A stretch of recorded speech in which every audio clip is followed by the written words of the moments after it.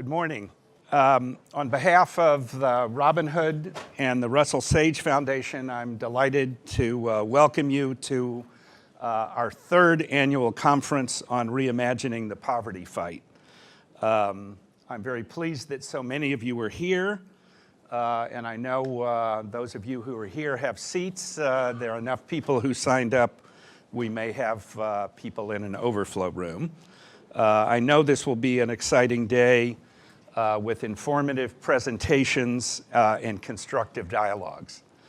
The Russell Sage Foundation was established by Margaret Olivia Sage in 1907, shortly after her husband died. Even though she was the richest woman in America at the time, she didn't spend $250 million on a penthouse.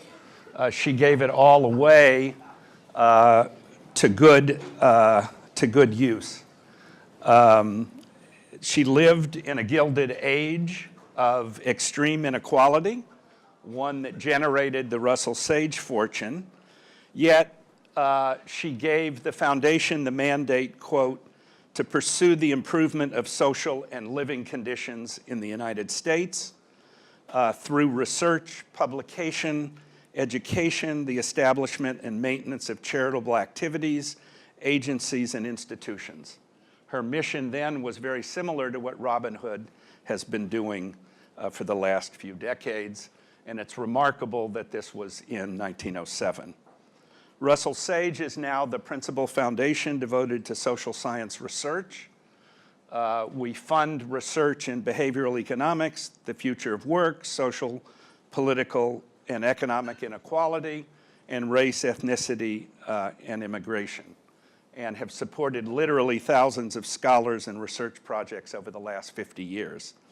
We publish books on important topics. There's a brochure outside about recent books, which include books on prisoner reentry, the changing quality of jobs, the decline of the American automobile industry, why so many people who receive public benefits hate government, and the legacy of the war on poverty. We also publish an open access journal. I dropped one part of it. It's a two-part issue, co-sponsored with Robin Hood. It came out about a year ago on anti-poverty initiatives. And it's very relevant to what we're talking about today. The authors there propose a range of evidence-based policies that are ready to be tested in New York City or other states or local areas. They seek to raise educational attainment, employment, earnings, and family incomes of those left behind in our own gilded age of inequality. These policies are essential now because mobility out of poverty is lower than it was in the quarter century following World War II. Roz Chetty, who you'll soon hear, and his colleagues have done path-breaking research on the topic. They've shown that more than 90% of children born in the 1940s earned more than their parents when they were in their 30s, whereas today only half of children grow up to earn more than their parents. Poverty is higher today and mobility out of poverty is lower because the nation no longer has widely shared prosperity. The economic growth we've had for the last 40 years has not trickled down to the poor, and it stopped trickling down to the middle class about 20 years ago. We have strong research evidence from the Reagan, Bush, and Trump tax cuts that cutting taxes for the rich has one main effect. It increases the incomes of the rich. Tax cuts have not and show no possibility of trickling down to the poor and the middle class given the kind of economy we live in. Even when the economy is growing and the official unemployment rate is low, as it is now, the major drivers of progress against poverty have been government policies, such as higher minimum wages, expanded access to health care through the Affordable Care Act, the Earned Income Tax Credit, food stamps, Social Security, and laws and regulations that protect workers from predatory employer practices. The policies discussed in this RSF journal and in other Russell Sage books include a universal child allowance, a higher minimum wage, which we now have in New York, but not in most of the country, a jobs guarantee, community college reform, and others. In contrast, recent policy has rolled back labor regulations designed to protect workers, is trying to impose work tests on food stamps and Medicaid recipients, and cut other programs to reduce the deficit induced by the 2017 inequality increasing tax cuts.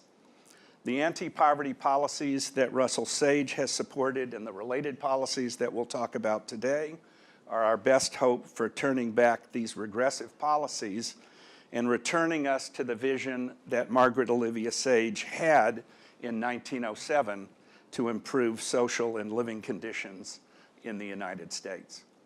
I'm very pleased now to have the opportunity to turn the microphone over to Wes Moore, the CEO of Robinhood.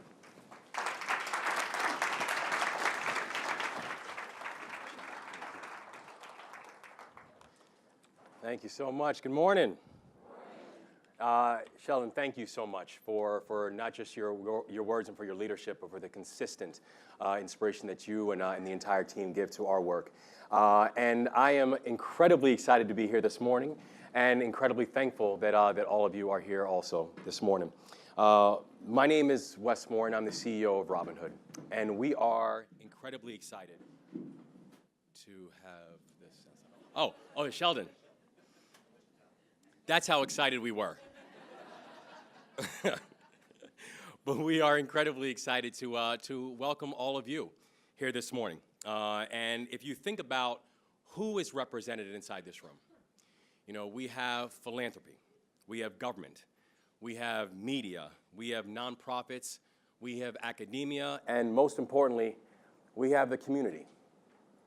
All represented inside of this room as we continue to delve in finding solutions to something that has been the most persistent plague on our society, and that is poverty.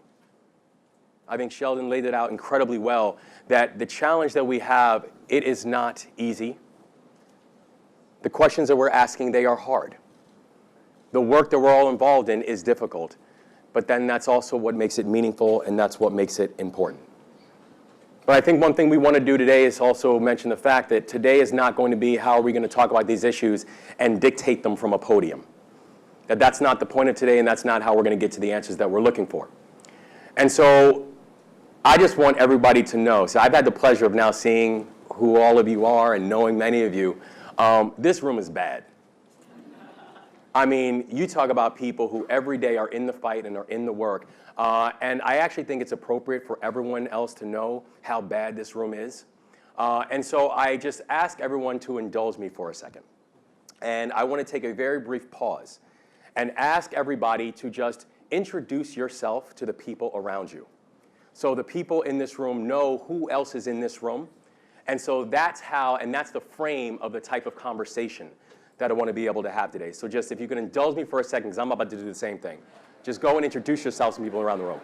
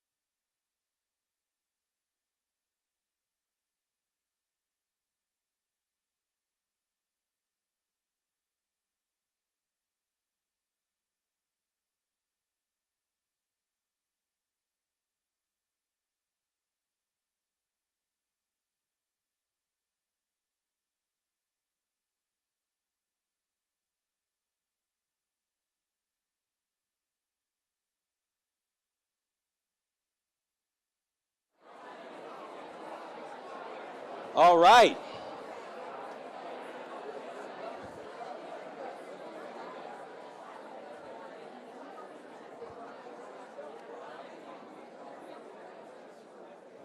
I am so glad we had a chance to do that. The challenge can be pulling everyone back in now. But I hope you all had a chance just to get even just a small sample of the talent and the passion that's in this room, and again, just why we're so excited about this. Every single person is in this fight for the right reasons. Every single person is in this fight because there is nothing that should be more urgent than being able to address the fact that we still have far too many people who have not been able to taste an idea of true mobility, prosperity, and equality in this country, in this city. And the truth is that when I think about this fight for myself, this fight is incredibly personal to me. You know, I grew up on this precipice of poverty both in Baltimore and in the Bronx. Moved up to the Bronx, and I later on found out, actually, as I was coming into Robin Hood, that one of the first neighborhoods that Robin Hood invested in was a neighborhood that I actually grew up in. And the truth is that we lived in a neighborhood that for many of us, we knew was neglected. We knew was neglected. I grew up with a single mom, and she worked part-time, low-wage jobs, and usually more than one at a time. In fact, the first job that my mother got that gave her benefits, the first job that my mother got that gave her a consistent schedule, the first job that my mother earned that allowed her to work one job and not multiple jobs was when I was 14 years old. And that was a job with a foundation, with the Annie Casey Foundation, when I was 14 years old. But the heartbreaking thing about all of this is that the data continues to show us that my family story is not unique. We weren't alone. Later on today, you'll hear from the team at Robin Hood and how we've been working in partnership with Columbia University to produce reports from something called the Poverty Tracker. And what that shows, and what the Poverty Tracker does, it allows us to get a snapshot into New York City households and where New York City households are. The data that you'll hear about later on today is harrowing. It shows that 42% of New Yorkers, 42% of New Yorkers, at some point over the past 3 years, have been in poverty. If you're African American, that number is 50%. If you're Hispanic, that number is 56%. In one of the wealthiest cities on this planet, almost half of people have experienced poverty over the past 3 years. And for those who have moved out of poverty, 30% of them have returned to poverty within a year. What the data shows, it continues to show just how unbelievably pervasive this problem is, how unbelievably sticky this problem is. And so last fall, Robin Hood's board of directors, and many of whom are here this morning, voted unanimously as Robin Hood goes through a strategic progression that our focus must be lifting New York City households out of poverty measurably and sustainably. Our ability to be able to track and understand not just the ability to move families out of poverty, but also being able to be very clear and very full-throated about the fact that our job is to make poverty a family lore in individual families, not to allow poverty to continue to be something that sticks around, that families have to consistently worry about generation after generation. How do you make it history in families? And so as we think about this work, and we think about this focus, and we think about how that relates to what Robin Hood has done for the past 30 years, Robin Hood has been driven by data and metrics, and we have fueled the most impactful schools, and homeless shelters, and job training programs, and food pantries, and more. And we have been completely humbled and grateful to partner with excellent direct service organizations like many of you who are in this room right now, who make an impact in their communities through the grants that we've been able to provide and offer. Under this new strategic direction, we will continue to use rigorous metrics that have made Robinhood a force in this fight. And we will do so with a focus on getting families to a threshold where their likelihood of falling back into poverty has been greatly diminished. The principles of how we fund our community partners have not changed. Our commitment to battling the full spectrum of poverty has not changed. We will continue to fund basic needs like hunger and homelessness. We will supplement our rigorous metrics with a lens on short-term and long-term solutions. We understand that philanthropy has a critical role to play in this fight. But we also understand that the current state of poverty in our society is not because philanthropy hasn't done its job. We understand that the current role and the current state of poverty in our society is not because community partners and those on the ground haven't done their jobs. We are here because of systemic and structural and policy inequalities that exist. We are here because we have policies that are in place that are both putting people and keeping people in poverty. And that's why, as part of our strategic progression, we've added key leadership roles to Robinhood around policy, around partnership, around narrative change, to focus on importing and exporting effective interventions, to addressing the narratives that hold people back in our country, and to address the policies preventing people from moving out of poverty. We will move in partnership in all that we do. The masthead does not matter. Our approach to tackling the pervasiveness of poverty will reflect the spirit of this important day. Bringing together people who are on the ground, who fundamentally understand and wake up every morning with a belief that the successes that we have cannot feel like exceptions. But what are we doing to address the systemic problems that are making these things far too common? So we thank you all for being here today. We thank you so much for bringing your energy and your fight into this work. We thank you for bringing your knowledge into this work. We thank you for your spirit of partnership.